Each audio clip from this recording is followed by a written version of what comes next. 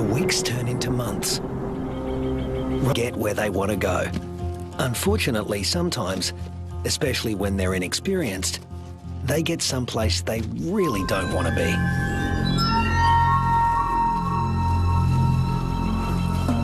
The inland taipan is the most toxic snake on Earth.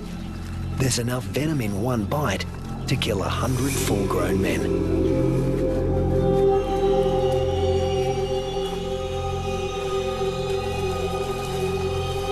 And it specialises in killing mammals. The Australian desert is the kingdom of the reptiles, but kangaroos know too well to leave all snakes alone.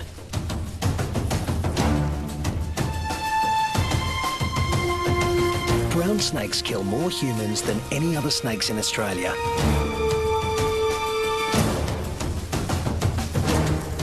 But it's not the biggest reptile in the neighbourhood. This is. The parenti, reaching 8 feet long, venomous and fast on its feet. A large parenti will eat a small kangaroo.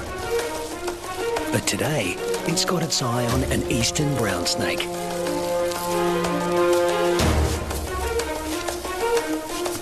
The forked tongue of the parenti follows the brown snake's chemical scent trail and leads him to an abandoned burrow.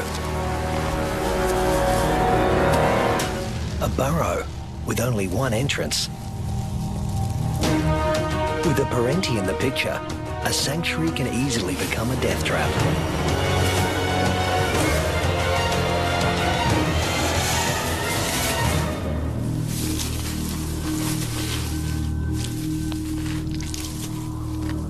The body of one fearsome reptile disappears into the body of another.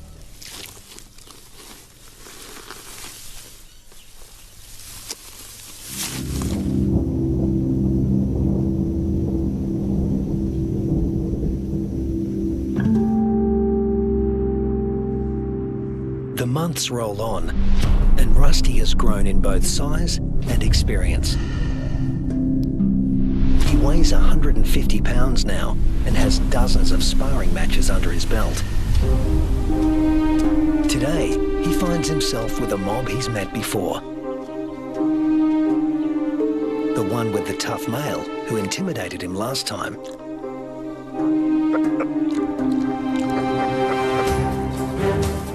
But that was 5 years ago, and Rusty's not running away this time.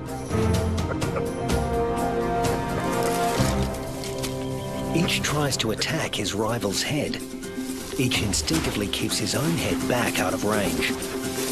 Although highly ritualized, fights between dominant males can mean a future as king or a loner, depending on the outcome. Testicles can be retracted. Don't want those damaged. Rusty, with the darker fur, is putting up a good fight, but the alpha male is more experienced. The females don't care who wins, just so long as he's got good genes. But Rusty is younger than his opponent and in top fighting form.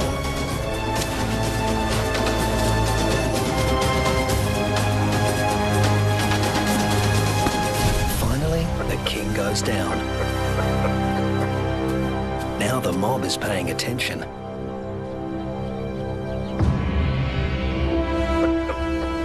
Rusty's the top male now, and to the victor go the spoils.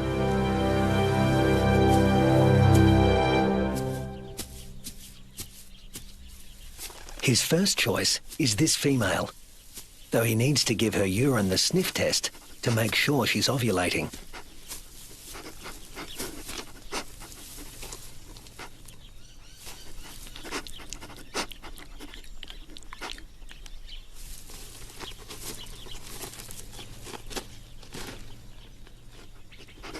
She's ready.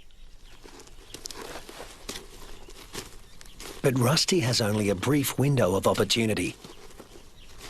She may only be receptive for a matter of hours.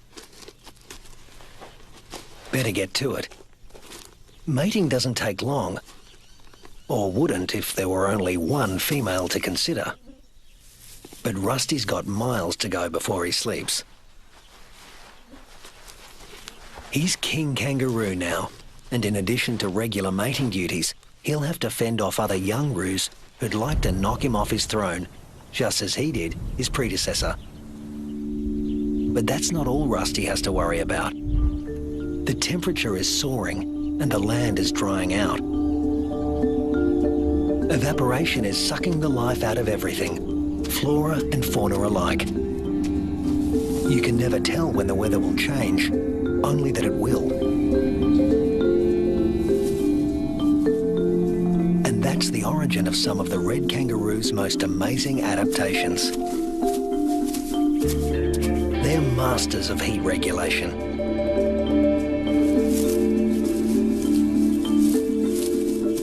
The fur on their backs reflects about 30% of incoming heat and keeps their skin cool, the blue parts of this thermal footage. Spreading saliva over their forearms cools the blood, which has been brought close to the skin surface via a dense cobweb of capillaries.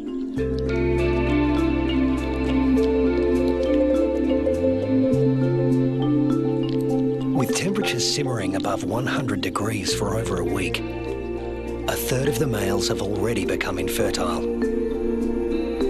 If these temperatures were to continue for 3 more months, the number would more than double.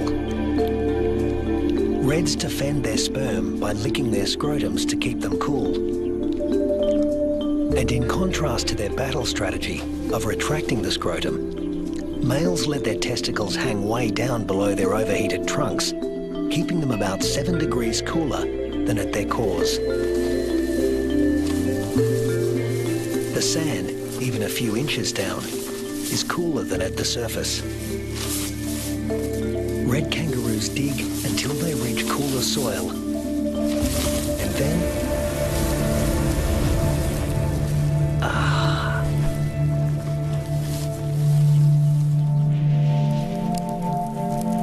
It hasn't rained in months now. The dry, dead grass offers Rusty no nourishment. But then... Unfortunately, these are dry electrical storms. No rain will come from them. But something else will. Something worse than hunger.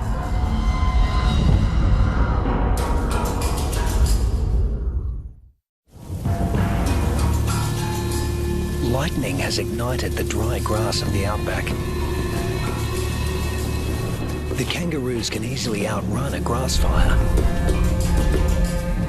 Almost 10% of arid Australia can burn like this in a single year.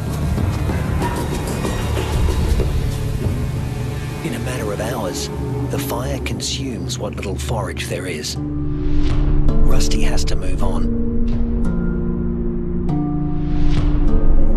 But there's really nowhere to go. Not this time. Parts of desert Australia are in the grip of a once-in-a-century drought, while heat waves smash temperature records.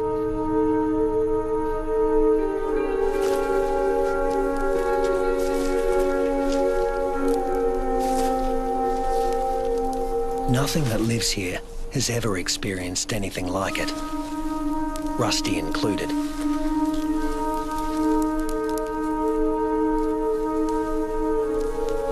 Some are suffering from severe malnutrition and dehydration. But if anyone can survive this, it's a red kangaroo. Human bodies are about 60% water. Rusty's is over 70%. Even in a heat wave like this, he can survive levels of dehydration that would kill most humans.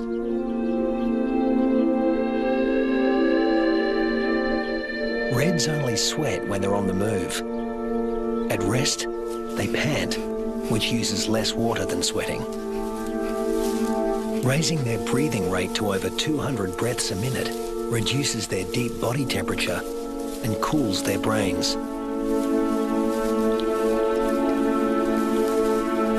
And of course, they cover their limbs in cooling saliva. But there's a price to pay.